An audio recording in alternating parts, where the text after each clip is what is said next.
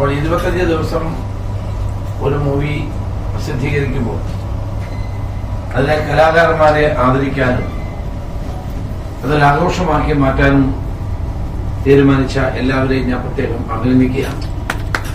നല്ലൊരു കേസ്. പഴയൊരു പോലീസ് മന്ത്രി എന്ന നിലയിൽ ഈ പോലീസ് ഡേ എന്ന ഈ സിനിമ കാണാൻ കഴിഞ്ഞില്ലെങ്കിലും അതിന്റെ ഇതിവൃത്തം ഇങ്ങോട്ട് വരുമ്പോൾ എന്നോട് ഞങ്ങൾ പാലോട് പറയുകയുണ്ടായി.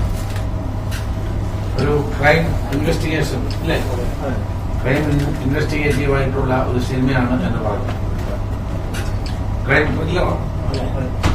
അതിനെപ്പറ്റിയ ആളെ തന്നെ ടിനിറ്റോ എനിക്ക് വളരെ ഇഷ്ടമുള്ള ഒരു സിനിമ നടനാണ്. വളരെയേറെ സന്ദർഭങ്ങളിൽ ഞങ്ങൾ ഒരുമിച്ച് എന്നെ അദ്ദേഹം ഇന്റർവ്യൂ ചെയ്തിട്ടുണ്ട് ഏഷ്യാനെറ്റിന് വേണ്ടി. വളരെയേറെ സന്ദർഭങ്ങൾ ഞങ്ങൾ ഒരുമിച്ച് ഇടപെട്ടിട്ടുണ്ട്. മലയാള സിനിമയിലെ ഏറ്റവും ഭാവിയുള്ള ഒരു നടനായിട്ടാണ് ഞാൻ ടിനിറ്റോമിനെ കാണുന്നത്.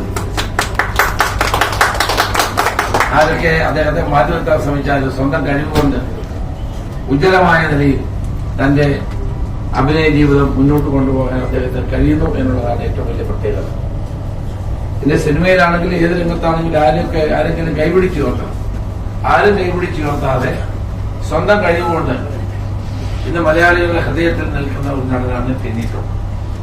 അപ്പൊ അദ്ദേഹം അഭിനയിക്കുന്ന ഒരു സിനിമ എന്നുള്ള നിലയിൽ ഇതിലേക്ക് ക്ഷണിച്ചപ്പോൾ തന്നെ ഞാൻ സമ്മതിച്ചത് അതുകൊണ്ടും കൂടിയാണ്.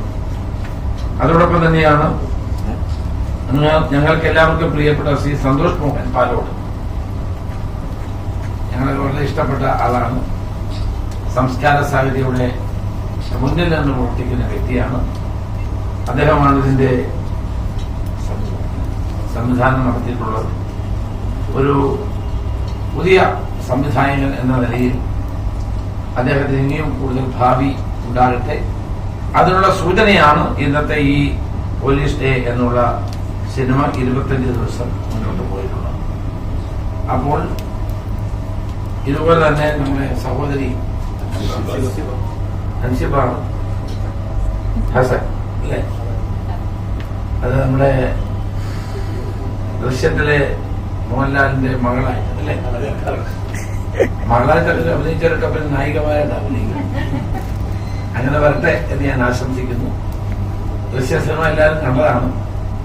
അപ്പം വളരെയേറെ വാഗ്ദാനം നൽകുന്ന വളരെയേറെ കഴിവുകളുള്ള ആ കൊച്ചു സഹോദരിയെ ഞാൻ പ്രത്യേകം അഭിനന്ദിക്കുകയാണ്. ദീർഘമായി സിനിമ കാണാത്തവർക്ക് കൂടുതൽ പറയാൻ കഴിയുന്നില്ല. സിനിമ കാണാൻ വളരെ ചുരുക്ക അവസരങ്ങളിലാണ് ഞങ്ങൾക്കൊക്കെ ലഭിക്കാറുള്ളൂ. ഏതായാലും ഈ പോലീസ് ഡേ എന്ന സിനിമ ഞാൻ കാണും. അതിവിടെ പോകുന്നതിന് മുമ്പ് തന്നെ കണ്ടിരിക്കും. എല്ലാവർക്കും ആശംസകൾ നേരുന്നു. ഈ പോലീസ് ഡേ എന്ന സിനിമ പോലീസിന് നല്ല പേരാണൊക്കെ ഉണ്ടായിരുന്നു. പോലീസുകാരെ മോശമാക്കരുത്. കാരണം അവർ വളരെയേറെ കഠിനമായ പരിസ്ഥിതിയിൽ പ്രവർത്തിക്കുന്നവരാണ് പോലീസ്. പലരും അത് അറിയുന്നില്ല. നമ്മളെല്ലാവരും പോലീസുകാരെ കുറ്റപ്പെടും. പക്ഷെ പോലീസുകാർ അനുഭവിക്കുന്ന പ്രയാസങ്ങളും ഡ്യൂട്ടിക്കളിൽ ഉണ്ടാകുന്ന യാതനകളും വേദനകളും ആരും അറിയുന്നില്ല. ഞാൻ ഈ രംഗത്ത് ഉണ്ടായിരുന്ന ഒരാളെന്ന്, ഈ രംഗം കൈകാര്യം ചെയ്ത ഒരാളെന്ന നിലയിൽ എനിക്കറിയാം. ശരി ചെയ്താലും കുറ്റം, തെറ്റ് ചെയ്താലും കുറ്റം. അപ്പൊ നൂൽപ്പാലത്തിലൂടെയുള്ള യാത്രയാണെങ്കിലും പോലീസുകാരുണ്ട്. ഏതായാലും ടിനിറ്റും അത് നന്നായി അഭിനയിച്ചിട്ടുണ്ടെന്നാണ് എനിക്ക് മനസ്സിലാക്കാൻ കഴിഞ്ഞത്. എല്ലാവർക്കും ആശംസകൾ നേരുന്നു. ഈ സിനിമ കൂടുതൽ ദിവസം ഓടട്ടെ. അത് കഴിഞ്ഞ് OTT പ്ലാറ്റ്ഫോമിൽ പോകട്ടെ. അന്നേരമെങ്കിലും എനിക്ക് കാണാൻ അവസരം കിട്ടട്ടെ എന്നുകൂടി ആശംസിച്ചുകൊണ്ട് ഇതിന്റെ സംവിധായകൻ സന്തോഷ് മോഹൻ പാലോട് ഞങ്ങളോടൊക്കെ ചേർന്ന് നിൽക്കുന്ന ഒരാളാണ്. അദ്ദേഹത്തിന് എല്ലാവിധ ഭാവങ്ങളും നേരുന്നു. ഭാവിയിൽ ഒത്തിരി നല്ല സിനിമകൾ ചെയ്യാൻ അദ്ദേഹത്തിന് അവസരം ഉണ്ടാകട്ടെ എന്ന് ഞാൻ പ്രത്യേകം ആശംസിക്കാം. ആരെ കഥ മനോജ് ഇവിടെ എവിടെ? തിരുവനന്തപുരം. മനോജിനെ പ്രത്യേകം അഭിനന്ദിക്കുന്നു. എല്ലാവർക്കും ഒരിക്കൽ കൂടി ആശംസകൾ നേരുന്നു.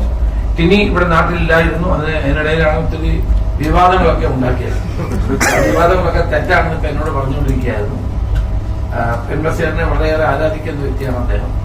അപ്പം എത്ര വലിയ നടന്മാരാണെങ്കിലും ചില കാലഘട്ടത്തിൽ പിന്നീട് അവർക്ക് ബുദ്ധിമുട്ടുണ്ടാകുമ്പോൾ പലരും തിരിഞ്ഞു നോക്കുന്നില്ല എന്നൊരു കാര്യം പറയാൻ വേണ്ടി അല്ലേ അദ്ദേഹം പറഞ്ഞൊരു കാര്യം. ഒരിക്കലും പ്രേംനസീറിനെ അദ്ദേഹം മോശക്കാരനായി ചിത്രീകരിച്ചിട്ടില്ല എന്നാണ് എന്നോട് പറഞ്ഞത്.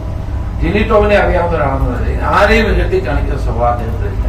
നല്ല കലാകാരൻ, നല്ല നിലയിൽ കാര്യങ്ങൾ അവതരിപ്പിക്കുന്ന വ്യക്തി എന്ന നിലയിൽ ടിനി ടോം ഒരിക്കലും അങ്ങനെ മലയാള സിനിമയുടെ എന്നത്തെ നിത്യ യൗവനമായ നിത്യഹരിത നായകനായ പ്രേംനസീറിനെ പറ്റി പറയില്ല എന്നെനിക്ക് ഉറപ്പുണ്ട്.